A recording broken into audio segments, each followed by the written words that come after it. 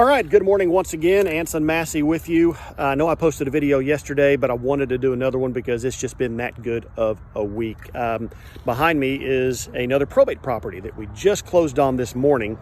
As a matter of fact, when I get done with this video, I'm going back to the office to retrieve the closing docs, and I make the 1 hour drive to our title company and drop them off. They let us close at our office. It's good to have a good relationship with your title company. Have a closing agent at your office an hour away. It's nice to have. So anyway, I will take those, drop them off. They will be processed, and then we will be funded, which means I get paid today. So I closed on one yesterday, and we close on one today. It's a 2 for a week. Not a bad way to start January. But let's go take a look at this property. I'll let you look ahead instead of staring at me while we're talking here. This is a story I really want to tell you guys. Now, I know yesterday's video was on a probate. This one is a probate. I get a lot of good deals on probates. This one is part of a package deal that I found that we worked on all of last year that we are actually still finishing up. This is one of the last 3 that need to be liquidated. The story is I find a lot of my deals driving for dollars, and this is the case in this deal. On this side of town, I find a property that is completely messed up, almost to the point where I thought it needed to be a tear down. Check out the kitchen there. So I did what I always do. I looked up who the owner was and learned that they were deceased. So of course, after looking on the appraisal district website, checking the tax records, I went to the county clerk's office in my county. That's where you find information on probates. That's where you need to spend a lot of time if you want to work on probates. It's the county clerk's office. So I did that, found out who the, actually there was no executor at the time, but I found out who the attorney was, contacted him, had a couple of great conversations. Turns out this estate had 37 properties in it. They were all going to have to be liquidated, and they just so happened to be at the tail end of a big court dispute. The family was fighting for the properties. Long story. But what we did was continue to talk to the attorney. They named an executrix.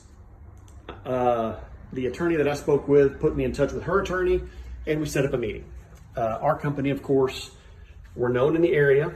We do a lot of good work, a lot of good referrals. So we were able to get a good rapport with the executrix in the estate. We spent an entire afternoon looking at each of the properties. Now, out of the 37, all but 9 were vacant, and most of them were in pretty rough condition. A lot rougher than what you're seeing here. So where have we not gone? Let's check this one. So we made an offer on each one of them individually and put it together, did a contract on each one of them, turned them over to our title company, and started the liquidation process, running them up through our partnering investors. And one by one, they each started closing. Now, this is one of the ones that were occupied, and the strange story there is the folks that originally owned this estate, of course, passed away, but they used to owner finance these properties via contract for deed. Feel free to Google how that is. It's not a good way to purchase properties. I don't think people do it anymore because nothing gets filed, so there's no real record of it. But most of the folks here that were occupying these properties stopped making payments on their notes and the taxes because they knew that the family had passed away and that it was tied up in court. They took advantage. We tried to work with them as best we could. 2 of the folks got to keep their property. They made the payments, caught up, did what they had to do, and got it done. But the rest of them, we made every effort to keep them in the house. And those that had to leave, we helped them find another place, gave them a good referral, even put up some moving money for them. We did whatever we had to do. This is one of those properties. The guy that lived here was actually very good to work with. He understood the situation, and he was actually looking to move anyway to another property that he owned. So that worked out, made it a little easier to break the news to him. But we just closed on this one this morning.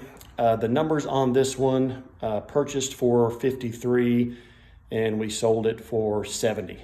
Actually, I'm sorry, 67.5. So a little bit of profit there when it's all said and done, and worked out good. So anyway, another probate. I talk a lot about probates because that's where I find a lot of my deals. I go to the probate office here in this county. It's a smaller county. It's not a Dallas, Houston, Los Angeles, or Oklahoma City Metroplex area. But there's plenty of probate deals. So I go about once every couple of weeks, pull the probate records, spend some time in the county clerk's office, contact the attorneys, and also contact the executors. You get all the information you need at the county clerk's office.